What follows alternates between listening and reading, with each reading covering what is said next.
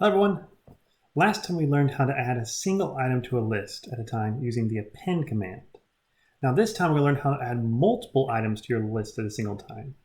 We use something called the extend command. Append, extend, they rhyme, they do similar things. It's great. Okay, now extend works by taking a small list and sticking it into a big list. It's pretty easy in that regard. Now when you do this, the small list still exists, and the big list is now bigger. And just like with the append command, you never put this to the right of an equal sign, because it's just like, you call the extend command, he's like, what do you want me to do? I'm like, add this list to that list. He goes over, goes away, and if you're trying to set it to a variable, that variable is just sitting there by itself. I know this is all conceptual. You're like, well, what's going on? Just don't put extend on the right side of an equal sign. You'll mess up. Just no equal signs. You'll be good. Okay.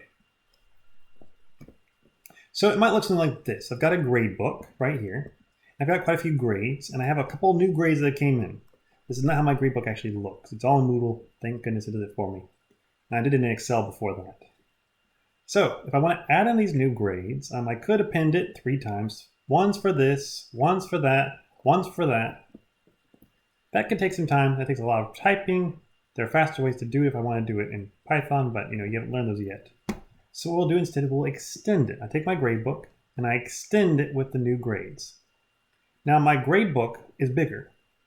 I don't have to set it to a new variable. It's just bigger automatically. And new grades still exist. It didn't go anywhere.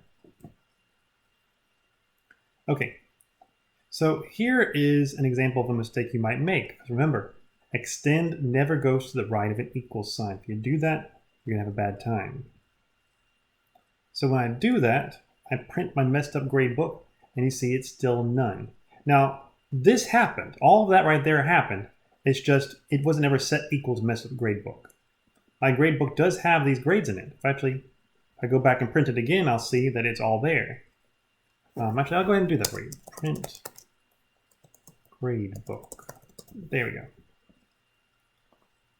So you see that those numbers still got added to it. It's just that this was never set equal to a variable called messed up grade book, because it left. It went off in the distance to figure out what it was supposed to do. And messed up grade book was just looking at nothing. So extend and append don't go to the right of an equal sign, ever. Okay. So extend the list authors by adding all the authors from the upcoming authors list. Print the list when you are done. Okay, so let's try this.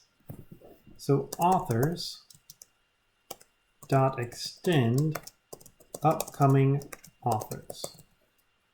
Okay, just remember, you don't have to use an equal sign, anything like that. It's just going to affect your authors list, whatever the list variable name is. And if I then print that, I should see Brad Spaceman and Morris Beardface in there. And I do. Fantastic.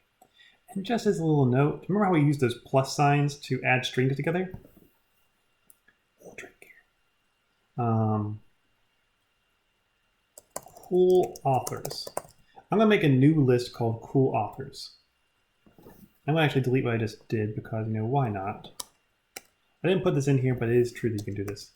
Equals authors plus upcoming authors.